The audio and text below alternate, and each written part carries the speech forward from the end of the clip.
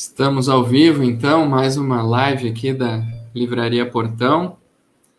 É uma alegria a gente poder perseverar com esse programa aqui, trazendo as verdades contidas, né, nesses materiais, nesses livros da Livraria Portão. Hoje o nosso bate-papo vai ser sobre esse livro aqui, ó, Um Ramo Digno da Seiva.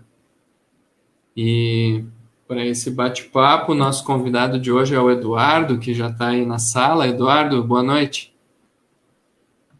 Boa noite, Júnior. Boa noite a todos que estão conectados aí na live da Livraria Portão. Que Deus possa estar abençoando a todos nós aí nesta noite.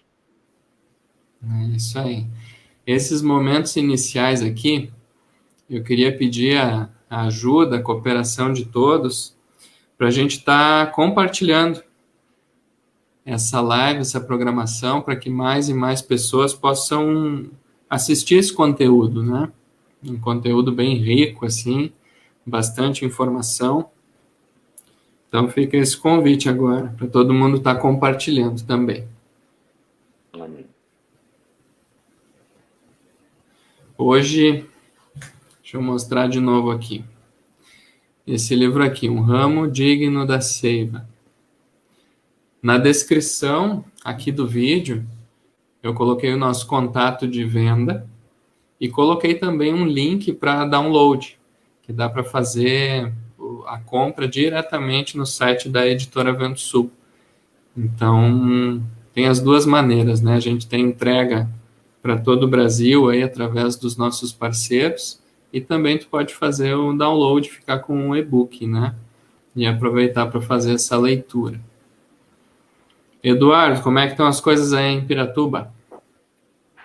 Tendência é só melhorar, né? Tendência é só melhorar, é só alegria. Tribulação a gente tem desde que nasceu, já nasceu na tribulação, né? A gente já nasce naquele sufoco, assim, né? Mas aí a tendência depois é tudo isso se ajustando, né? As coisas vão se ajustando e agora nós estávamos aqui nesta faixa aqui do meio oeste catarinense, nós estávamos enfrentando aí um período de seca que já foi resolvido, né? E aí com esta chuva que veio, o Senhor já ministrou, né? Que quando as coisas estão tudo certinho, vindo a chuva no seu período certinho, ninguém acha a chuva maravilhosa. Muitas vezes a gente até se atreve a reclamar da chuva, né? Aí quando Deus segura, domingo, quando choveu aqui, era um comentário na cidade, que bênção, né? Tudo se tornou bênção daí. E aí uma coisa que me chamou muito a atenção é a gente se acostumou com Deus nos cuidar. E a gente não acha isso mais fantástico e sensacional.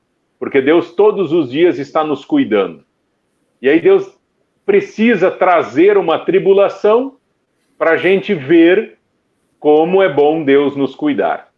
Então, é só alegria, é só bênção.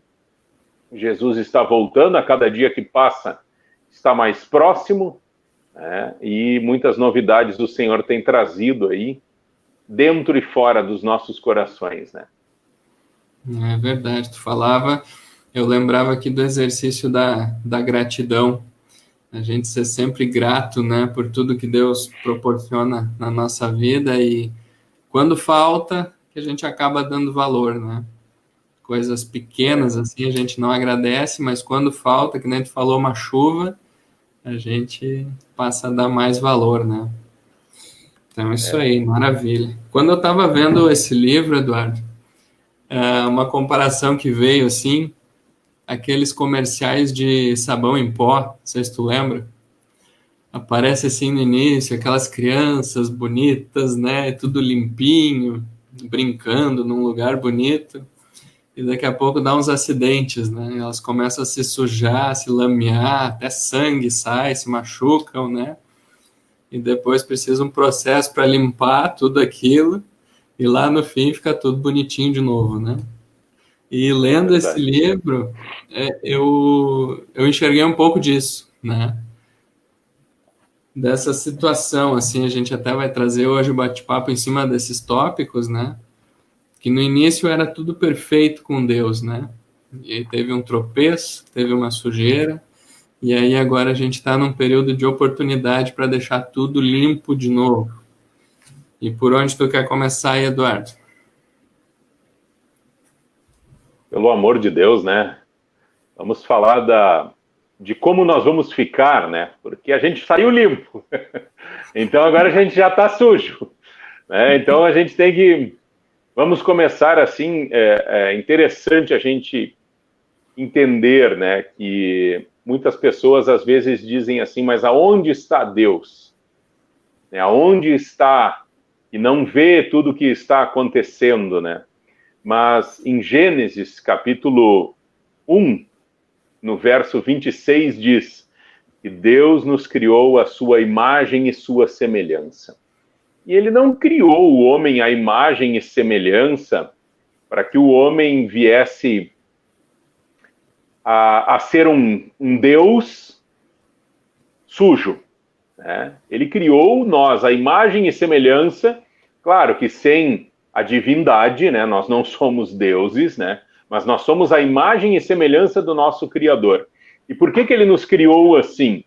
Porque ele queria ter comunhão, ele queria dividir o que ele tem, né? O que ele é com nós. E aí, Deus nos deu instruções. Gênesis 1, 28, ele disse, Adão, tu vai dominar sobre as aves, sobre os peixes, tu vai cultivar o jardim, tu vai cuidar. Então Deus criou o homem com perfeição, um homem perfeito, e deu estatutos, vamos chamar assim, deu princípios de vida para Adão. Adão, tu anda neste caminho, que vai dar tudo certo. E aí houve a queda, né? E é a sujeira. Né? O homem foi seduzido pelo inimigo de Deus. E aí é interessante a gente trazer assim esse seduzido. Por que a gente é seduzido? Porque o meu coração está desejoso. A primeira coisa que o inimigo de Deus colocou no coração da Eva, que foi a primeira a cair da posição, né? É porque o inimigo colocou um desejo no coração. Ele botou assim algo que, Deus não está te dando. Por que ele não está te dando? Olha como seria bom se ele te desse. Então a gente tem que cuidar a todos aqueles que querem essa restauração, né? A gente tem que cuidar com o nosso coração, ver se ele não está um coração desejoso. Se ele não é um coração assim que está a todo momento faltoso, se sentindo faltoso.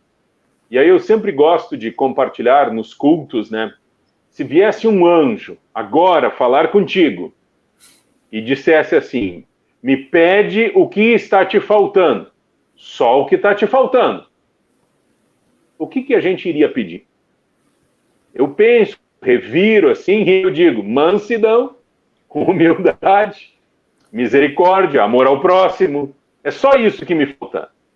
Não me falta mais nada. Mas o enganador mor, ele sempre quer mostrar que te falta algo. Um exemplo simples é no casamento. Olha como a esposa é faltosa. Nossa, o marido tem uma lista de coisas para reclamar, para mudar na esposa. E a esposa tem uma lista também para mudar no marido. Mas, cuidado, porque um coração desejoso é um coração que está na fila para se corromper. Talvez não se corrompeu e talvez haja uma intervenção divina para que isso não aconteça, né? Mas então, para a gente entender, assim, né, do que se trata esse livro, o começo dele, o princípio do livro, capítulo 1, ele fala desse projeto divino, que Deus queria dividir a sua morada, né? Queria dividir tudo aquilo que ele tem com nós. Por isso que ele nos criou a imagem e semelhança. Era para ter comunhão. Né? E aí houve esta queda. Né? Mas fala um pouco, senão eu falo demais. Esse primeiro capítulo, sempre lembrando, assim, né, os livros, que a gente trabalha aqui na Livraria Portão, da Editora Vento Sul, ele sempre tem embasamento bíblico, né? Sempre tem os versículos ali para a gente estar conferindo, né? Mas tudo extraído para nos dar um entendimento da palavra de Deus.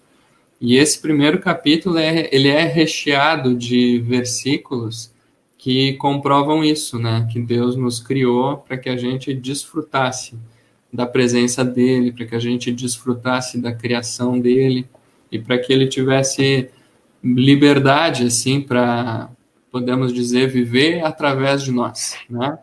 Como se fôssemos Amém. filhotinhos de Deus, né? Fazendo coisas de Deus. E ele fala aqui uns versículos que cita é o João 15:16. Não fostes vós que me escolhestes a mim, pelo contrário, eu vos escolhi e vos designei para que vades e deis fruto. Então, até esse plano, né? A gente, sem saber, ele nos escolhe, ele nos chama e ele quer que a gente produza algo aqui, né? Em relação a isso que tu falava há pouco, de amor ao próximo, de mansidão, de humildade. E o projeto principal, assim, é que a gente dependa de Deus para todas as coisas. Deus nos criou para que a gente fosse totalmente dependente de Deus. E esse é o projeto divino. A gente totalmente ligado a Deus e fazendo tudo em comunhão com Deus. E aí, o primeiro tombo daquele comercial foi na questão do ego, da altivez, né, que está explicando lá no livro de Ezequiel e de Isaías, que foi na eternidade passada, né? Lúcifer, que era um anjo de luz, que era um ministro de louvor do Senhor e que adorava a Deus, chegou um momento que o coração dele começou a se autocontemplar, que ele começou a se achar muito bom, e ele não foi grato a Deus, porque Deus é que transformou ele num ser tão glorioso, né? Ele achou que ele era bom. E quando ele começou a se autocontemplar, e quando ele quis, então, receber a adoração e ser maior que Deus, veio o julgamento e ele caiu, né? Então, esse princípio espiritual a gente precisa entender também, né, Eduardo, para a gente entender essa batalha e da onde vêm esses ataques, da onde vêm esses pensamentos. Isso vem de um princípio espiritual, né, que é o anjo, esse Lúcifer, que caiu e que hoje é Satanás, e que ele que começou toda essa história de engano, de mentira, de ego, de soberba, de altivez, e principalmente de independência de Deus, né? Aquele que é totalmente não é grato a tudo aquilo que Deus fez, e ele se torna independente de Deus, né? E esse foi o primeiro tombo, assim, em relação à queda. E aí, interessante da gente ver, assim, né? E quando deu essa queda no homem, que foi uma expressão das trevas na criatura que era imagem e semelhança de Deus, a gente tem que entender isso, porque senão a gente não vai perseverar no caminho estreito e apertado. Por que as pessoas acham tão difícil? Ah, mas Deus diz para não julgar, não isso, não aquilo. Olha lá, o Joãozinho lá julga, não perdoa e está tudo bem na vida dele. A gente tem que entender algo. E esse caminho estreito e apertado que Deus deixou através do modelo de Cristo é algo que vai ligar dois montes e tem um abismo no meio. E é uma ponte. Pensa assim, não é um caminho, é uma ponte. Se tu ir muito para a direita, tu vai cair no abismo. Se tu ir muito para a esquerda, tu vai cair no abismo. E o inimigo está a todo momento dizendo assim, capaz, pode ir, meu, que isso, olha lá, todo mundo julga. Ah, quem que nunca nunca fez uma mentirinha? Não tem, né? Então, aí a gente começa a olhar assim como, tá, Jesus é uma opção, mas eu tenho outras opções. Até no mundo se diz assim, ó, todos os caminhos levam a Deus. Isso não é uma verdade. Não é, porque só existe uma ponte entre o pecador e Deus. E esta ponte se chama Jesus Cristo. E a prova que Deus está investindo no ser humano está lá em Efésios, capítulo 1, versículo 4, que ele diz: eu vos escolhi antes da fundação do mundo. Isso não cabe na nossa mente. Antes de ter mundo, Deus já tinha escolhido eu e você. Isso é algo assim muito elevado para a gente tentar compreender, né, essa linha de raciocínio de Deus. Mas aí vem João 15, 16. Não foi vocês que me escolheram, foi eu que escolhi vocês. Aí, 2 Coríntios, capítulo 5, versículo 15. Ele morreu por todos nós. Precisava haver um sangue para pagar precisava ter esse sabão em pó maravilhoso, que limpava do pecado, né? Quem que tinha isso aí? Ninguém tinha. Aí precisou Cristo sair lá de um plano espiritual, né? Lá do céu, do terceiro céu, adentrar aqui na terra, viver como homem, sentir a opressão da carne, viver em forma humana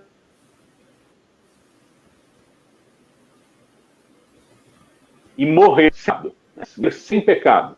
E aí, quando isso aconteceu, que ele morreu e ressuscitou, ele morreu por nós. E aí, o que aconteceu? Ele me deu uma nova oportunidade. Não que a morte de Cristo já me limpou, mas a morte de Cristo me entregou 1 quilo de sabão em pó. Se tu quiser te lavar, agora tu te lava. Mas, se tu quiser continuar desobedecendo a Deus, tudo bem. Deus, ele te amou tanto que ele te deu livre arbítrio, a liberdade de escolha. Então, esse primeiro capítulo é muito interessante, porque ele faz uma base para a minha vida inteira de obediência. Uma base de obedecer a Deus por amor. Porque hoje eu compartilho muitas vezes com os irmãos a grande dificuldade, por incrível que pareça, a grande dificuldade de Deus hoje é nos convencer que Jesus Cristo é o único caminho. A gente acha até hoje que ele é mais um caminho. Ele é um dos caminhos. Não, mas eu acredito só em Cristo. Sim, mas aí quando tem que perdoar ou se amargurar, aí eu me amarguro. É um caminho. O perdão é Cristo, mas eu escolho andar em outro caminho. Por quê? Porque eu acho que tem outro caminho. Eu não vejo Cristo como uma ponte. Eu vejo como uma cancha, né? Como um campo de futebol. Para o lado que eu quiser ir, eu posso ir. E isso não é uma realidade. Isso não é uma verdade, né? Aí a doutrina de Deus, a doutrina que Deus trouxe, que Cristo confirmou, ela deixa muito claro que é assim. Ela deixa muito claro que Cristo é o caminho e ele me entregou, né, vamos dar o exemplo aí do sabão em pó, para quê? Para que eu escolha me limpar. Não é Deus que vai fazer eu não pecar, é eu que vou fazer uma escolha, uma decisão. Eu escolho perdoar. Eu escolho amar o próximo. Não me interessa que é difícil, mas a minha escolha, e muitas vezes eu não vou conseguir escolher. Até como foi falado hoje na Escola do Reino, né? Eu, muitas vezes, não consigo não pecar. Eu vou pecar e vou pecar muito. Mas a minha escolha, e Deus está procurando essa escolha no nosso coração. Ele não está procurando perfeito. Ele está procurando um coração que escolha o Senhor, né? Que escolha este caminho. Então, eu me amargurei com alguém. Quando eu percebo que eu estou amargurado, imediatamente eu saio daquela amargura e vou para um perdão. Que é o que diz no Salmo 1. O primeiro salmo de Davi, ele diz assim: bem-aventurado o homem que não se assenta na roda dos escarnecedores. Até pode ir, né? Mas bem-aventurado aquele que vai, mas retorna. Aquelas tartaruguinhas que tem na beira da estrada. Bem-aventurado quem pega elas e volta para o meio da pista. Agora, misericórdia daquele que pega e continua indo. Ele vai ir para o mato. Então aquilo ali é de, meu Deus, eu estou saindo da estrada, eu estou julgando, eu estou amaldiçoando o próximo, eu estou julgando as autoridades, eu estou me amargurando. Né? E aí a gente vai chegar aonde? Numa restauração, no final da propaganda. Todo mundo limpo de novo, que é Gálatas 2:20. E tem como nós fazer, irmãos, um homem de carne e osso, igualzinho a nós fez, que era o apóstolo Paulo. E ele disse, agora já não vivo mais eu, mas Cristo vive em mim. E esse viver que eu tenho na carne agora está anulado. Então é isso que nós temos que entender, irmãos. Tem muitas doutrinas contra Cristo que dizem assim, mas é muito difícil alcançar o padrão de Jesus, tu ser igual, ser cristão é ser igual a Jesus. Não é, irmão. Ser cristão é seguir Jesus, não é ser igual a Jesus. É tu seguir o mesmo caminho. A gente não vai ser nunca Jesus, porque ele é perfeito, ele é santo, ele é puro, ele é o manancial da vida, e a gente nunca vai ser isso. Mas eu tenho que ser aquele que vou beber nesse manancial, não ser o manancial. Então, essa doutrina cristã, este caminho não é uma utopia. Ela é verdade, ela é viva e verdadeira. E, como muitas vezes já foi falado pelo ministério apostólico, se tu quer saber se uma doutrina é verdadeira ou não, põe em prática. Hoje no mundo tem uma doutrina, gratitude, felicitude, tudo é tude, né? Agora muitas pessoas estão com essa gratitude, mas aí tu olha, é uma que eu recebo, não porque gratitude, porque tá tudo certo. E Jesus disse, gratitude até no vale da sombra da morte, porque eu estou contigo. Então, a gente vê que eu posso querer, mas se eu não tenho o tal do sabão em pó, que é Jesus, eu nunca vou me limpar, eu nunca vou ser transformado. E esse é o primeiro capítulo desse livro, que nos expõe, que nos põe dentro de uma máquina de lavar, sabe? Não é dessas modernas, é daquelas antigas, sabe? De bater roupa de quem vem da roça, né? Roupa suja. Aquilo bate assim e quando vê começa a sair um caldo sujo da gente e a gente começa a enxergar quem precisa mudar sou eu. Não é o meu vizinho que tem que mudar. Não é a esposa que tem que mudar. E isso é o interesse deste livro. Ele me traz para uma realidade. Ele me mostra assim, só quer resolver teus problemas? Seus problemas acabaram, é só tu mudar. Eu não dependo de pessoas, eu só dependo de Cristo para haver uma mudança. E basicamente esse é o primeiro capítulo.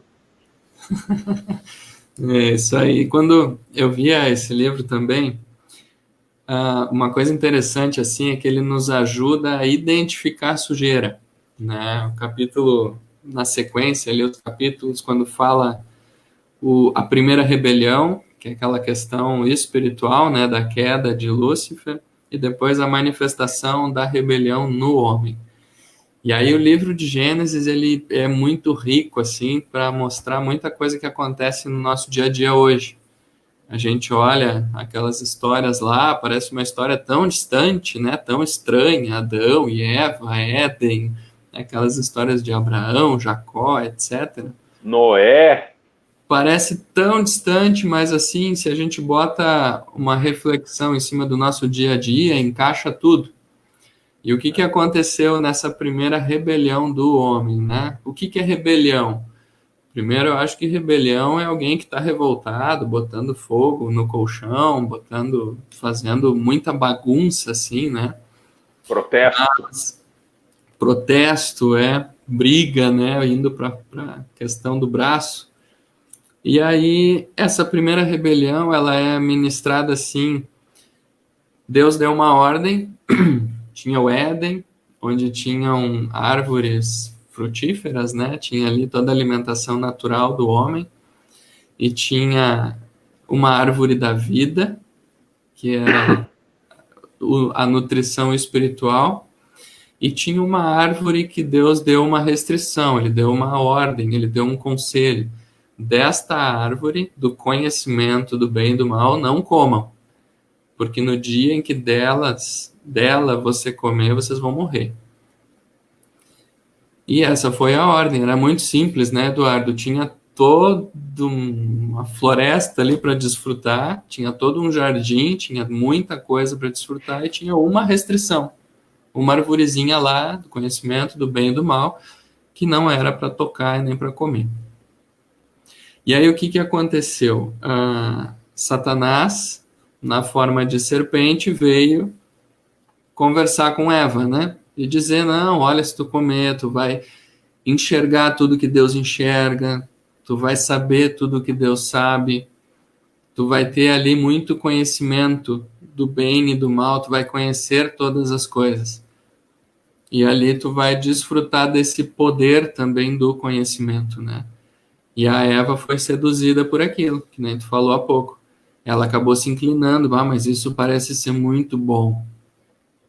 E ele disse assim, capaz que tu vai morrer? Claro que não. Ele só falou isso porque ele não quer que tu evolua. Ele quer que tu fique dependendo dele pro resto da vida. E aí ela caiu nessa lábia e foi, como tu falava da ponte, né? Não, vai mais pro lado, não vai dar nada. E assim é a rebelião, em coisas simples hoje, né? Coisas simples hoje que a gente já recebeu uma instrução divina, né? Daqui a pouco tem muita gente assistindo a live aqui que tem um padrão moral de viver. Ok, tá dentro dos conceitos do Senhor, né? Mas tem coisas além disso que o nosso Senhor também aconselha. E tudo que a gente faz em obediência àquilo que Deus mandou, a gente está protegido. A gente está na ponte e a gente está seguro. E a gente está fazendo o nosso caminho. Agora, quando a gente se coloca contra um princípio do Senhor, e aí vem o quê? Aqui dentro, como se fosse a serpente. E diz assim, não, isso não vai dar nada. É bem essa frase que usa, não dá nada. Não vai dar nada. E aí a gente começa a se distanciar do caminho e começa a ir para o mato, né? Então, essa rebelião, essa sujeira, não é uma coisa às vezes, muito grande, mas são pequenas decisões que são contrárias à vontade de Deus, que vai nos colocando longe da proteção e do guiar do nosso Senhor, né? Então, eu achei muito legal, assim, que esse livro, ele começou a mostrar de forma bem detalhada essa sujeira. Quais são os tipos de rebelião? Que tipo de comportamento, de pensamento, de vontade que eu tenho que está me afastando de Deus? Ele deixou tudo muito claro, assim. E para mim, Eduardo, veio um temor, assim, né? Que a rebelião pode ser coisas grandes, mas pode ser coisinha pequena também, né? Para a gente estar vigiando o tempo inteiro. E a rebelião, ela nos leva longe de Deus e próximo daquele que quer o nosso mal. De uma forma bem simples assim, então uma risca no meio.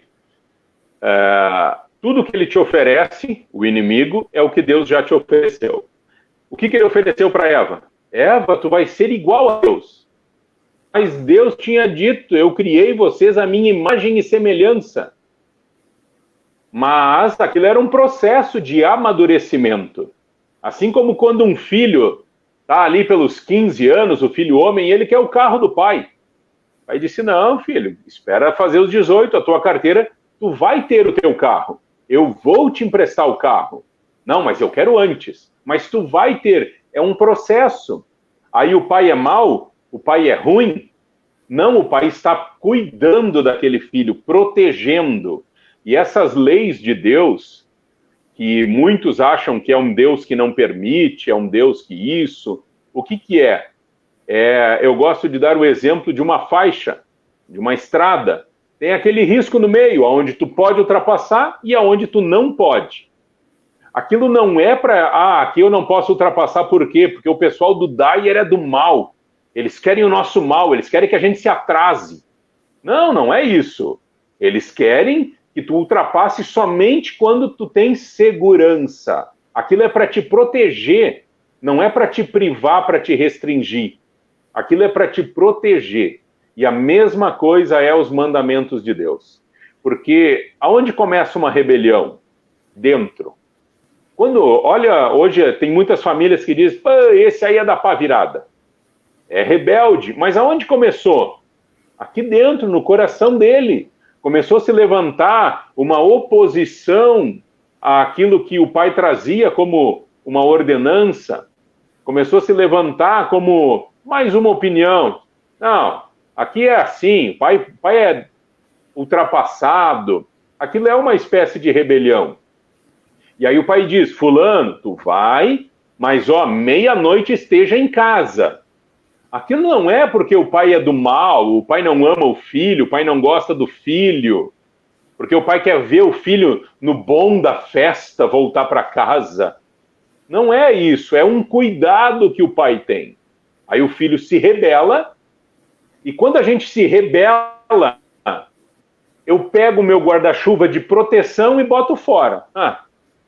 E já diz o ditado, quem está na chuva é para se molhar. Né? Quem saiu da posição de submissão, né, e trazendo um ênfase para essa palavra submissão, isso não é pior nem menor. É posição diferente. Um é uma posição de autoridade, o outro é uma posição de submissão. Assim como na casa, né? O marido é a autoridade e a esposa é a auxiliadora. Não tem maior nem menor. Deus não olha para o gerente, é maior que o empregado lá, que o arigó. Aí o patrão é o máximo, o dono da empresa é o máximo para Deus. Isso não é assim, para Deus é tudo igual. Né? Porque todos receberam 1 quilo de sabão em pó. Ninguém ganhou 1 grama a mais. Todo mundo recebeu aquela oportunidade de conhecer a Cristo e o sangue de Cristo pagou o mesmo preço por todos. Então a gente tem que entender esse princípio de rebelião. Porque aquele que foi falar com a Eva era um baita de um rebelado. Mas ele não se mostrou contra Deus. Ele simplesmente disse, poxa, que pena, né, Eva? Por que será que Deus não quis que vocês comessem? Engraçado, né? Aquela conversa mole. Né? Para quê? Para fazer o mal. Né? Para fazer o mal. E é uma fase que a gente tem de adolescente aí, que a gente acha que o nosso amigo nos ama mais que o pai e a mãe. É uma fase assim que é um desastre a nossa vida. Né? Só não foi pior ou mais danosa porque Deus nos guardou por... Então nós temos que entender que essa rebelião, ela começa escondida num pensamento, ela começa num sentimento, e se a gente não rejeita aquilo ali, aí a gente passa para o capítulo 3. Né? O capítulo 3 fala da síndrome de Lúcifer, né? Que é a imagem e semelhança dele, né? Muito do bem, como a própria árvore, né? Árvore do bem e do mal. Quero fazer um parênteses aí, quando tu falava de autoridade e submissão. Aquele projeto divino, a gente falava sobre a gente estar em total dependência de Deus, né? E para a gente aprender um padrão espiritual, Deus coloca amostragens naturais para a gente desenvolver esse comportamento. Então, é bênção na nossa vida a gente aprender a ser submisso às nossas autoridades. E aí a gente começa com um pai e uma mãe, né, no exercício de submissão.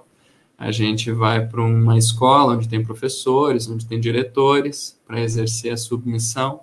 Um irmão mais velho. Tem um irmão mais velho, né? E aí mói a gente, né? Porque o pai e a mãe, tudo bem a gente obedecer, né? Mas o irmão mais velho, não. Aí já começa uma rebelião a aparecer dentro de nós, né? Ó, Daniel comenta aí, se estiver escutando.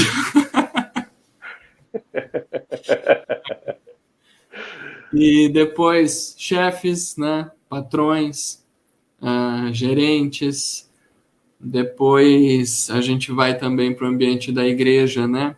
um pastor, um presbítero, as lideranças dentro dos departamentos. Fora disso, prefeito, governador, presidente, né?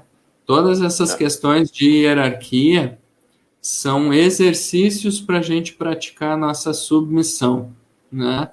A gente pode dar sugestão?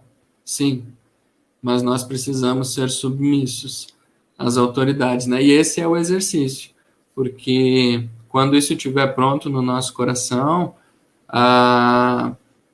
já vai estar pronto o fato da gente ser submisso ao Senhor, porque a gente praticou em todas as outras áreas aqui, naturalmente, né? Então, em relação à autoridade e submissão, a gente tem os laboratórios aqui, na família, no trabalho, na sociedade, para exercitar isso. Amém. E aí, até dentro desse capítulo 3 aí, fala dessa síndrome de Lúcifer, e logo depois fala da justiça própria, líder da rebelião, né? Então, essa justiça própria de a gente julgar e dizer, não é justo. Não é justo que o meu irmão, ele é filho do pai e da mãe também, né? Não é, quem que ele pensa que ele é para ficar mandando? Mas, por favor, né? Quem é que nunca falou isso, né? Quem é que nunca sentiu essas coisas aí? Porque, irmãos, a gente tem que partir de um princípio assim, ó. Eu não posso negar que eu tenho duas naturezas dentro de mim. Eu tenho uma natureza de Deus e uma natureza do inimigo de Deus. Porque quem que nunca sentiu vontade de agredir alguém? Quem que nunca sentiu vontade de pegar algo que não era seu? Quem que nunca sentiu vontade de falar mal de alguém? A maioria não sente vontade, né? Porque eles falam mal, né? Mas aí a gente tem que ver. Será que é a natureza divina dentro de mim querendo bater nos outros? Será que é a natureza divina dentro de mim querendo fazer fofoca? Será que é a natureza divina dentro de mim enfrentando o pai e a mãe? Não é. Mas se a gente não vê que eu tenho uma natureza caída, que eu tive uma queda no plano de Deus, eu não vou querer me limpar. E neste caminho de engano é a justiça própria. A justiça própria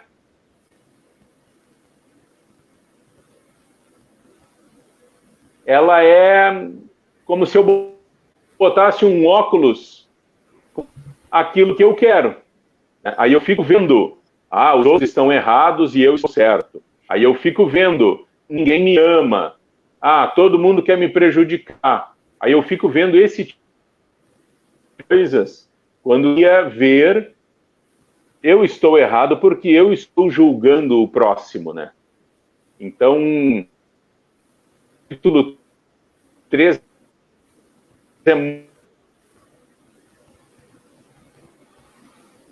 A gente está com uma falha no sinal de internet aí do Eduardo.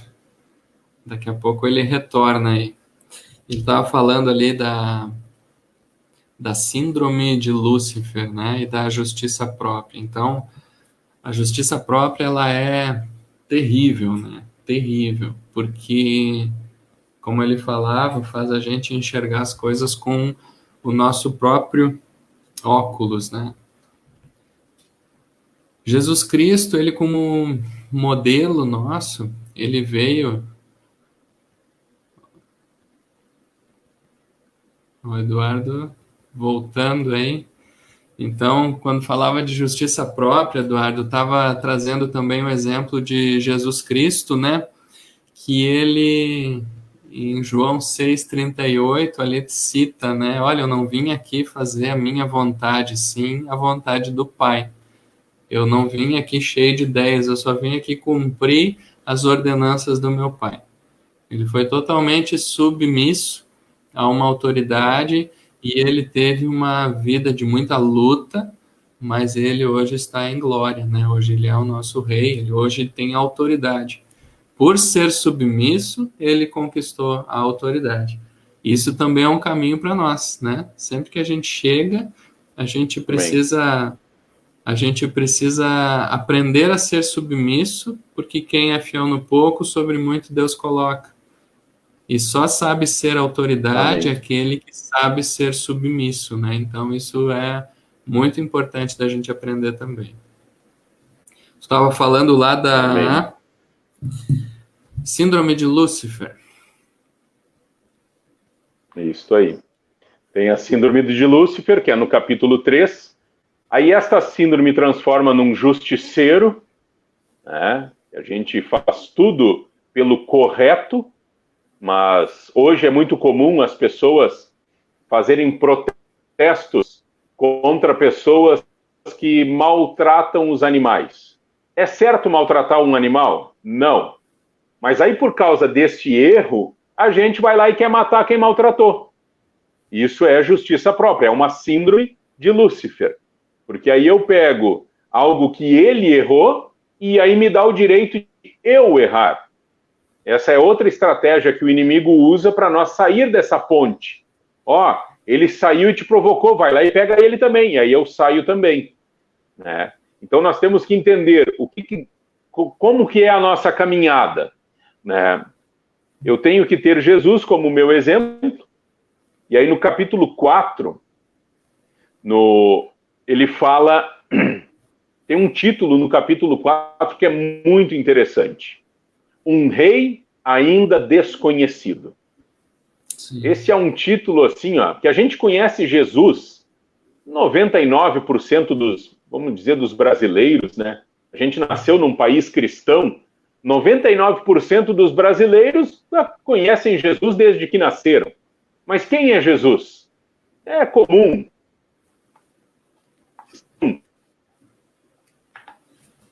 Ele é um rei, e nós precisamos buscar compreender quem é esse rei. Nós precisamos buscar compreender qual foi o caminho que esse rei deixou para nós como um exemplo, porque ele foi um modelo para nós. E aí, muito interessante, o modelo desse rei desconhecido. Quem que não conhece essa passagem? Jesus estava para ser crucificado e ele foi orar e disse para Deus: se for possível, passa de mim esse cálice. Mas, contudo, já feito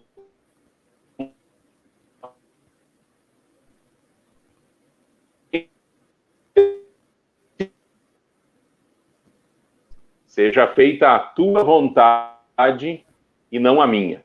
Então, esse é um modelo, esse é o ensino de Jesus.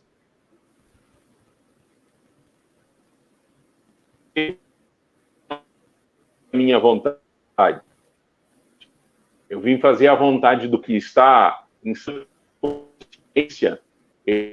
Vai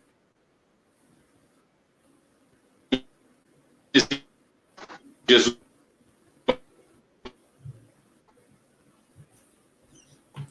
O sinal, acho que o sinal de internet a gente tá tendo bastante interferência aí. Vamos ver se daqui a pouco estabiliza. Fazer o que eu quero. Jesus sendo o filho legítimo de Deus. Não tá fácil a coisa.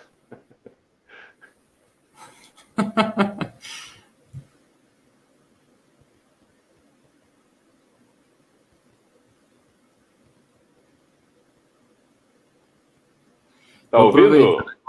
Vou aproveitar agora para a gente mandar um alô aí para quem está assistindo com a gente, a Jéssica, a Rose, a Adriana, a Nadir, a Ica, a Nilce, a Célia, o Paulo, a Ju, a Milene, o Diego, a Rúbia, a Nara. A Nara tá meio assustada, que ela falou, eu preciso ler esse livro. Amém. Todos nós, né? A Nilza, a Moacir, a Patrícia, o José, a Ana Paula, Janete, Patrícia, Ivani, Dirce, Catiúcia, Loreni, a Brea, a Ju, Vício, deixa eu ver quem mais aqui, Marisete. Que legal, queria agradecer também a todos que estão compartilhando a live, né, multiplicando. Muito obrigado, que Deus esteja abençoando a vida de cada um. E a gente está aqui falando sobre essa sujeira, né, que é a rebelião, a nossa desobediência, e sobre a limpeza que Cristo pode fazer no nosso coração e na nossa vida, né? Agora a gente está entrando numa fase do livro que mostra o modelo, e mostra a primeira submissão. Lá atrás falava da primeira rebelião, e agora está falando da solução, né? A primeira submissão. O Eduardo falava de Jesus Cristo, né, como totalmente submisso ao Pai, inclusive na hora da morte, né? Se for possível, passa de mim esse cálice. Não, filho, é na cruz que a gente vai consumar esse plano. Ele, então é isso aí, vamos lá. Eu estou aqui para te obedecer. E ali foi que se consumou tudo, né? Ali foi que deu a oportunidade de nós também estarmos limpos e da gente poder decidir ser submisso. E toda essa força, ela provém desse nosso Senhor, né? Eduardo, acho que agora a gente estabilizou o sinal aí. Amém. Amém. Então vamos partir para o capítulo 5. É um capítulo assim muito interessante, porque já deu a consulta, a gente já viu o problema, agora vai vir o remédio, né? Agora como que a gente toma? De quantas em quantas horas a gente vai tomar esse remédio? E o capítulo 5 fala a manifestação da submissão do homem. Como que eu me mostro submisso? Né? Como que eu vou caminhar nesse caminho?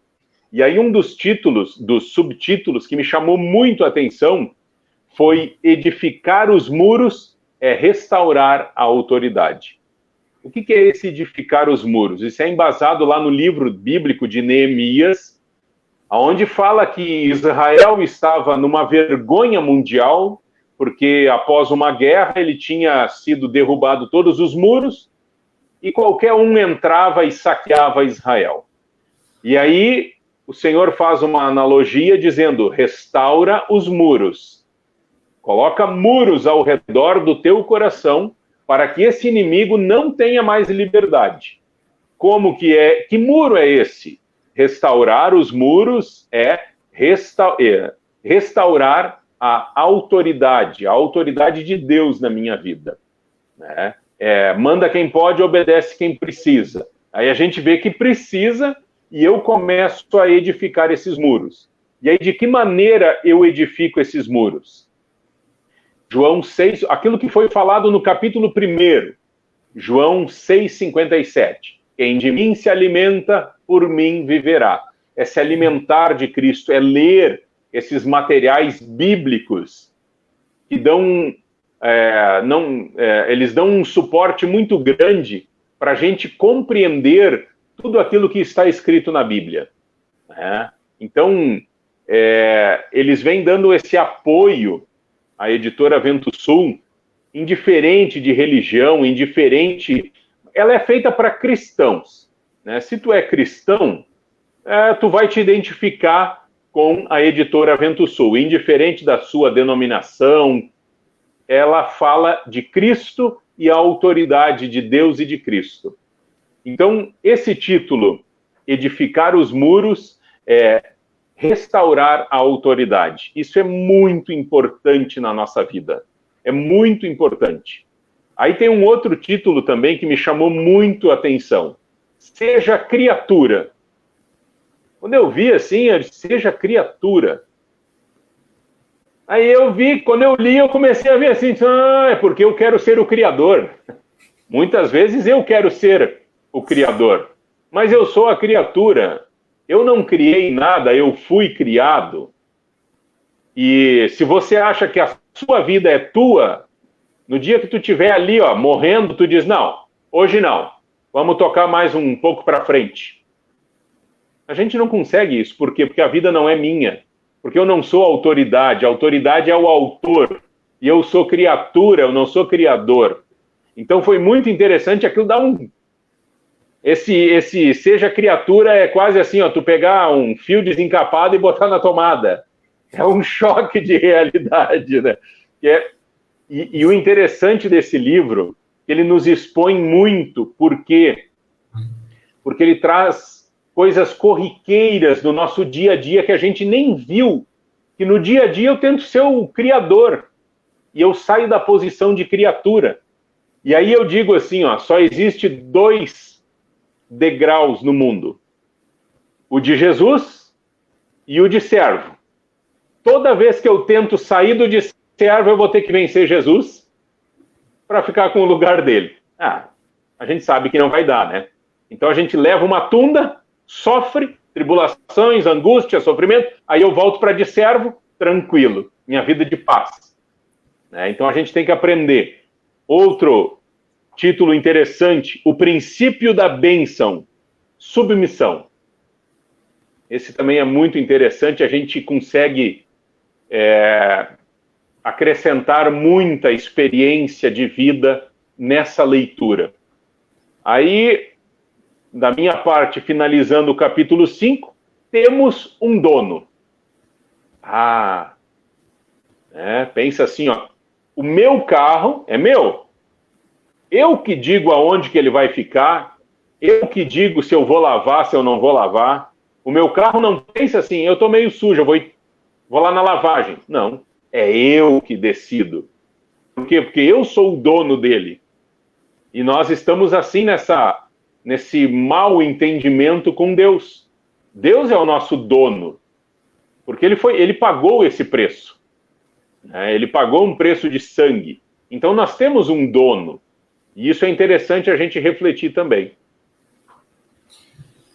O título do livro, né? Um ramo digno da seiva. Isso tem base também em João 15, que fala, né, que Cristo é a videira verdadeira, o Pai é o agricultor, e todo aquele que nós somos os ramos, e quando a gente permanece em Cristo, quando a gente permanece na videira, a gente é digno da seiva. Quando a gente não produz fruto, porque daqui a pouco a gente está lendo esses livros, a gente está indo na igreja, a gente está lendo Bíblia, mas a gente não está perdoando, a gente não está orando, a gente não está amando o próximo, a gente não está adorando o nosso rei. Então a gente não está dando fruto, a gente não está sendo paciente, não está tendo alegria, né, com aquilo que a gente tem. Então a gente não está dando fruto. E aí, ali em João 15 fala, todo aquele que não der fruto, o Pai corta. Então isso também traz um temor muito grande, né? Porque quando nós escutamos a voz de Deus pela Bíblia, né? Isso testifica com os nossos sentimentos dentro. E a gente está fazendo as coisas de acordo com o Senhor, vamos frutificar. Se a gente não está frutificando, a gente passa a não ser digno da seiva, e Deus mostra nessa passagem que ele tem autoridade e que ele corta todo ramo que não dá fruto. E todo ramo que dá fruto, ele poda, para que dê mais fruto ainda. Então, por isso as nossas tribulações, por isso as nossas lutas, por isso as nossas provações, tudo isso, daqui a pouco o Eduardo volta, e a gente está numa batalha com a internet lá em Piratuba. Então, todas essas lutas vão fazer a gente dar mais fruto ainda. Porque quando a gente está em tribulação, a gente acaba aprendendo na tribulação a ser mais paciente. A gente passa a dar valor para as coisas mínimas quando a gente está debaixo de tribulação, de privação financeira, ou de alguma dificuldade em relação à saúde na nossa família, ou com alguma quebra de vínculo de relacionamento, né, dentro da família, do trabalho, amigos. Então, tudo isso vai fazer com que a gente se humilhe, vai fazer com que a gente se aproxime de Deus, e aí a gente vai praticar os ensinamentos de Deus. E isso vai gerar fruto, né? Então, com a poda, a gente vai gerar mais fruto ainda. E o livro, ele fala exatamente isso, da gente ter intimidade com o Senhor, né? Isso é o plano perfeito, para que a seiva, né, para que essa energia celestial flua através de nós e a gente possa ter sentimentos, pensamentos, palavras e atitudes condizentes com um filhote de Deus, né?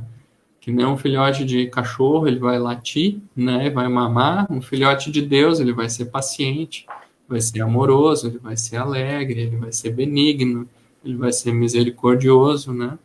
Então, dessa mesma forma. Então, para sermos dignos da seiva, como fala o título desse livro, a gente segue esse modelo, que é Jesus, né? E que é a autoridade que nós temos. A gente tem a oportunidade de não precisar pensar e criar nada. A gente tem uma oportunidade muito mais simples, que é seguir um modelo.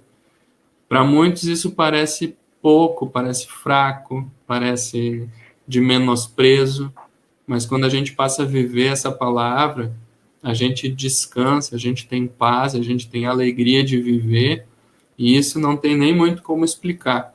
Mas eu convido a todos assim que experimentem colocar em prática os conselhos do Senhor, para sermos dignos da seiva, né? E não escuta aquela voz assim, não vai dar nada, não é bem por aí, isso aí é conversa, estão querendo te enrolar. Olha aqui, eu não vou na igreja, eu não faço nada disso e estou vivendo muito bem.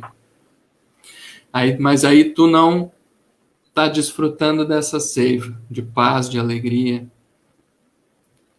Eduardo. Amém. É incrível assim. Agora, quando tu falou isso aí, né, desse que vem falar no nosso ouvido aí, a gente tem que lembrar assim, ó, Noé, quem que estava preso? Era Noé que estava preso dentro da arca ou os outros que estavam presos fora da arca? O que é o melhor? Estar preso dentro da arca, eu imagino que Noé não se sentiu preso. Agora, ou tu estar preso fora da arca, fora do projeto de Deus. E o projeto de Deus está com a porta aberta. É como uma escola. A escola não sai caçando, uma faculdade não sai pegando as pessoas que estão matriculadas e não vieram estudar naquela noite. Eles não saem lá caçando as pessoas e puxando para dentro da escola, da faculdade. Ele diz, se tu não veio, tu é grandinho já para decidir. Então, nós temos que entender.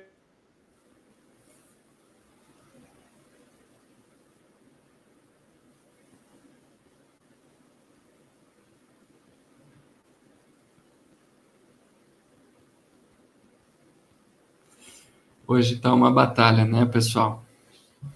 Isso explica um pouco da batalha espiritual que é quando a gente fala dos assuntos que são diretamente relacionados a adorar o nosso Rei Jesus. Esse é um livro, assim, que quem colhe frutos é o nosso Rei, e não nós. Né? Então, tem muitos livros e materiais que falam do nosso benefício, onde Deus nos cura, onde Deus ele trata as nossas feridas.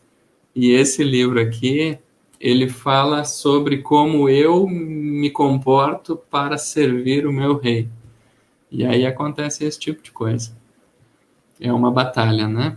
Mas o Senhor ele está no controle. Eduardo, tá me escutando? Tá me escutando agora? Ó, tá uma luta. Agora tô. Então, Eduardo, eu acho que a gente vai para as considerações finais.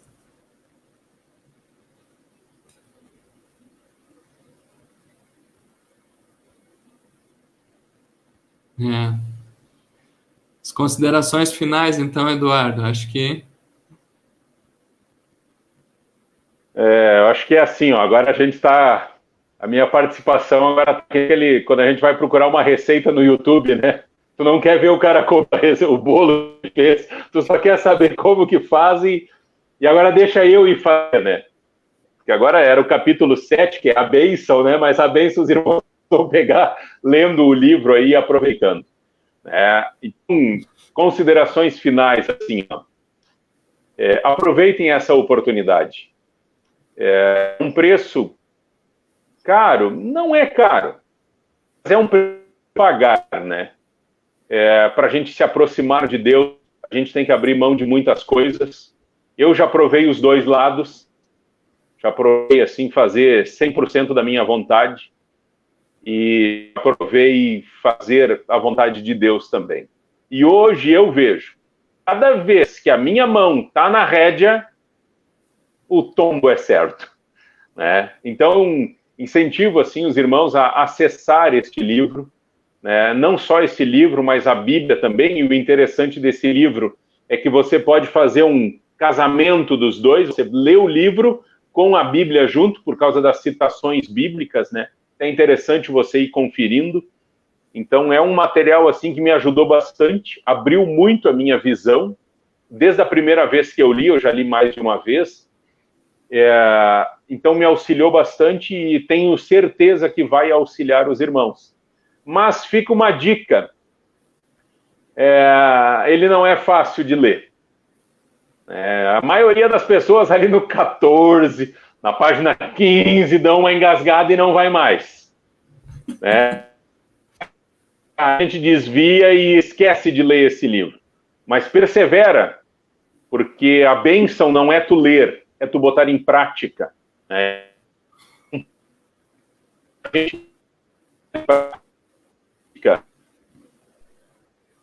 Tem que descobrir que tu tem essa natureza.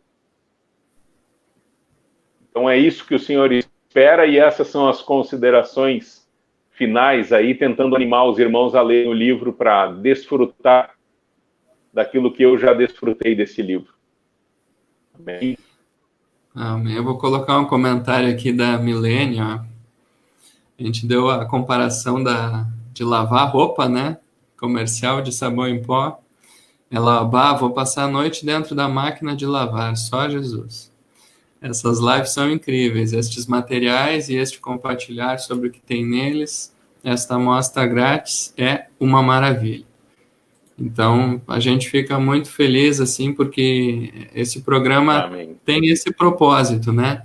De abrir um pouco, assim, uma curiosidade em relação ao que trata o livro. E sim, o aprofundamento e o que o Senhor vai falar contigo é quando tu te aprofundar no material, né? Mas a linha é essa, é um livro muito completo. Amém. Muito bom e muito completo, e eu também gostei muito de rever esse material agora, e sugiro a todos, assim, que invistam nesse material. Tu vê que a batalha deu até na internet, né? Há pouco eu estava falando para os ouvintes aqui, que quando a gente trata de assuntos que são para Jesus colher frutos, né, não são apenas só para o nosso benefício, mas são para os benefícios do reino, se trava todo tipo de batalha, né, Eduardo? Queria agradecer aí a participação, que Deus abençoe a tua vida e a vida da tua família, a cidade aí de Piratuba, onde tu pastoreia, que tudo esteja no controle de Deus e que tu seja bem obediente, né, irmão?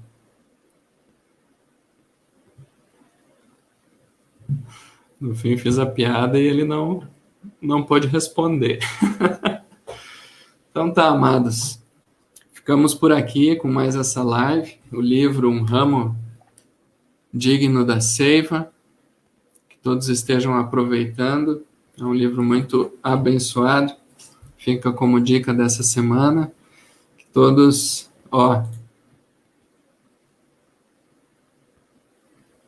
Voltou, Eduardo? Olha, volta travado igual. Acho que sim. Eu disse, abençoava a tua vida aí, disse para tu ser bastante obediente, né, ao Senhor aí em Piratuba.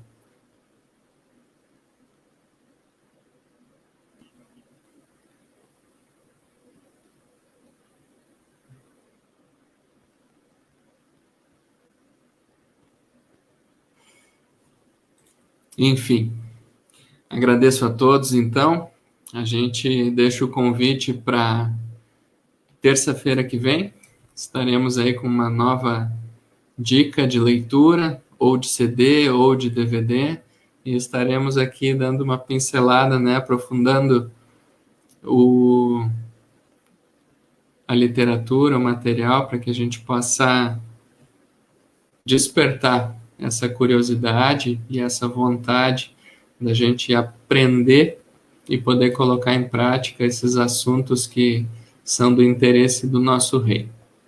Tá bom? Deus abençoe a todos e nos vemos aí nos próximos dias, no sábado ou na terça-feira que vem. Obrigado a todos aí pela audiência, pelos comentários, pelo compartilhar, que a gente possa, depois desse momento, ainda fazer esse vídeo chegar a muitas pessoas, tá bom? Um abraço, Deus abençoe a todos e até mais.